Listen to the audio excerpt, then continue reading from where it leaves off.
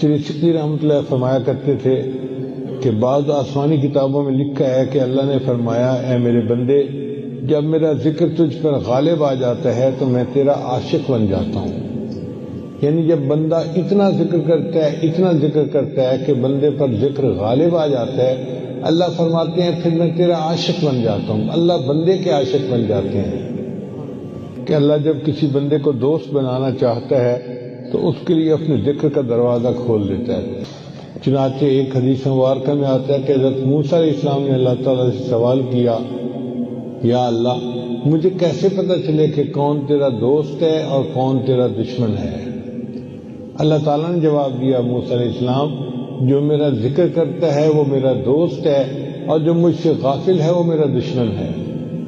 اس لیے ہمیں غفلت سے بچنا چاہیے اور ہر لمحے اللہ کو یاد کرنا چاہیے.